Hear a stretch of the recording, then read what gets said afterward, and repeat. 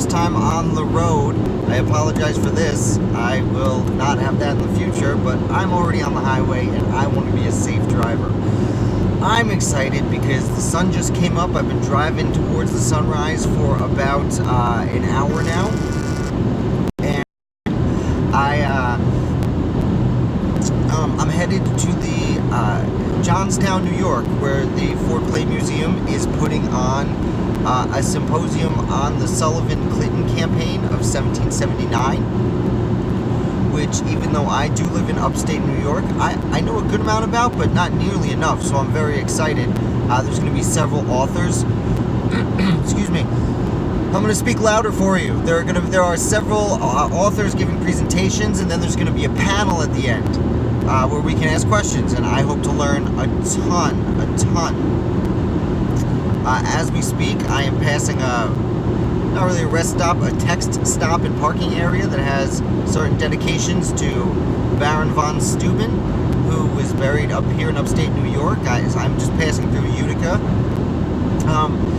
And I thought it would be fun to talk a little bit to you about what I know about the American Revolution, the Sullivan-Clinton campaign. I'm sorry, it's very early in the morning for me. The Sullivan-Clinton campaign. I'll talk a little bit now about what I know, and then I figure on the way home I will move the phone so you can see me better, and I will talk a little bit about what I've learned. Excuse me.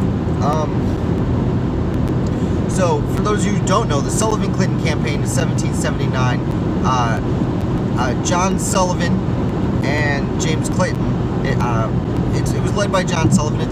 I usually just refer to it as the Sullivan campaign, but they were two separate regiments of the Continental Army that came together and met up, and it was a trip through upstate New York, where more or less they went through burning the villages of Native Americans, which sounds harsh, but you need to keep in mind that when the Revolution broke out, the Iroquois Nation, which was made up of 5, eventually 6, technically separate Native American tribes, but they were under one confederacy. They were divided over who to support in the Revolution.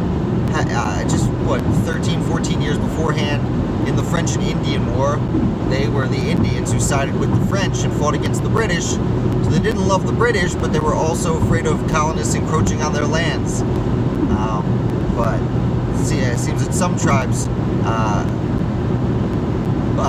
thought that the revolution was going to...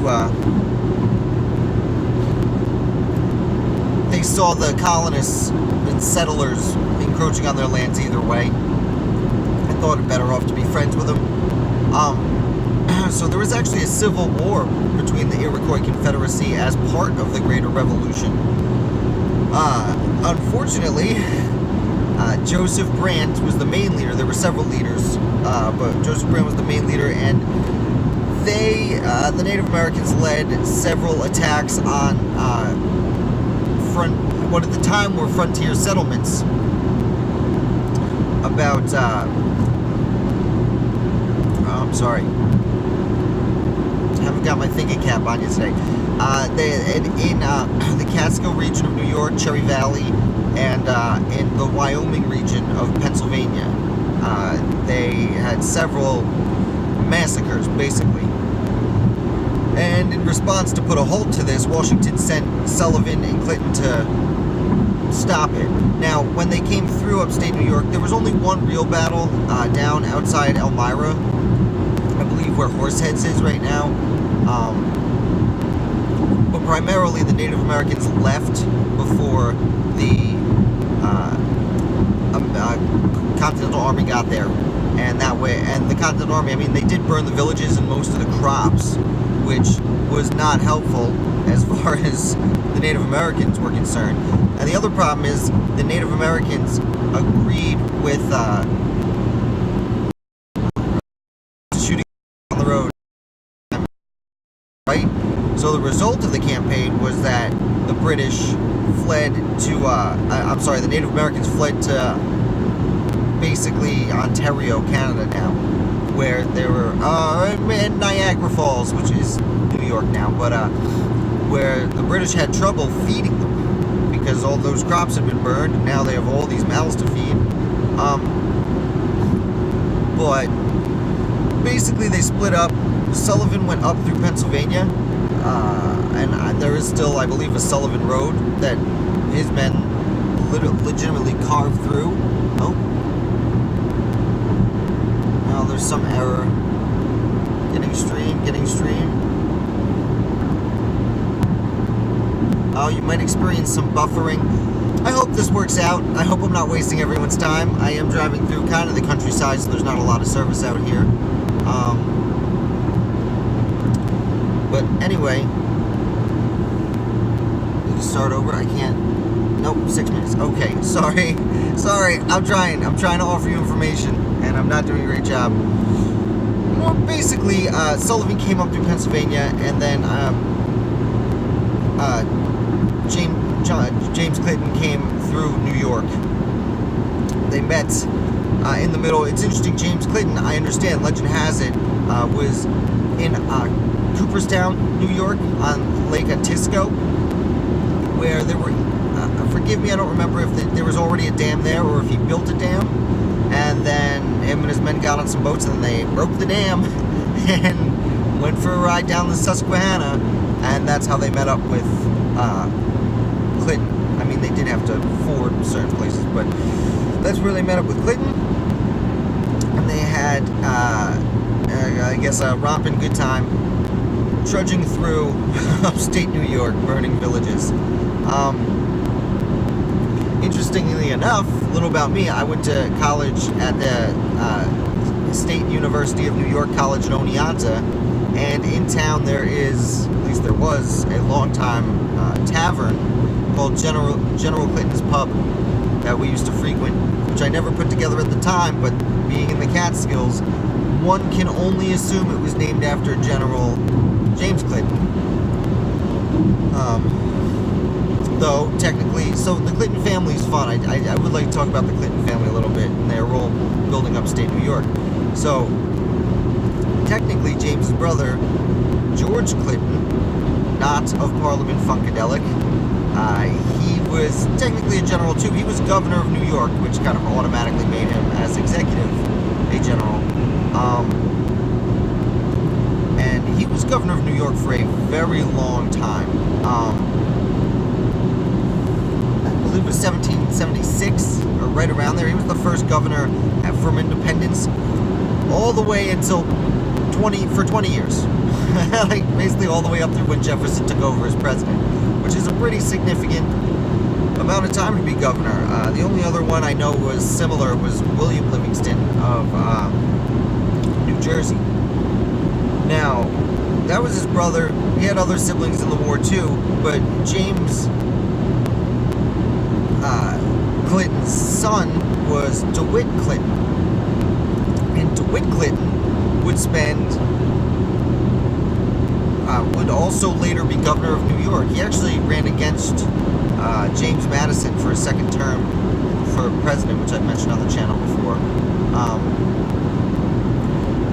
But DeWitt Clinton's big claim to fame is what they called at the time Clinton's Ditch, which was this grand experiment to dig a canal across the state of New York, which a lot of people thought was kind of a ridiculous proposal. Although, to be fair, there was a lot of support for it, and that canal ended up being the Erie Canal, which more or less made New York City the city it is today. Because as we expanded westward, all of the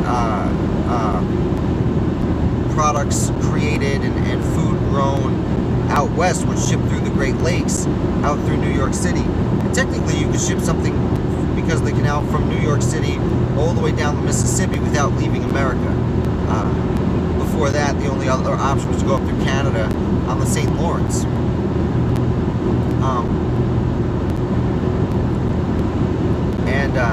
Furthermore, DeWitt's cousin, I'm not sure how his actual relation to James Clinton is, but it was one of DeWitt Clinton's cousins, Simone DeWitt, might be Simon DeWitt, but it looks to me the way it's spelled is Simone DeWitt.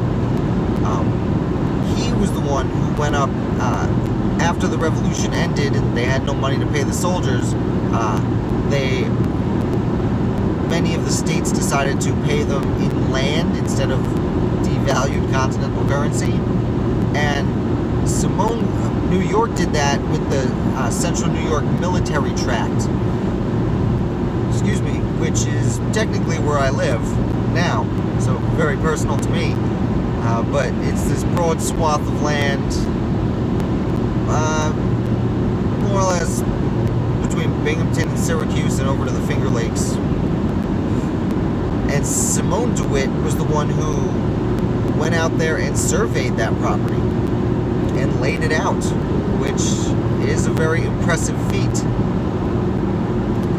He would also later go on to lay out, one of the main few people to lay out the grid of New York City. So, giving it the numbered and avenues and streets that it has today.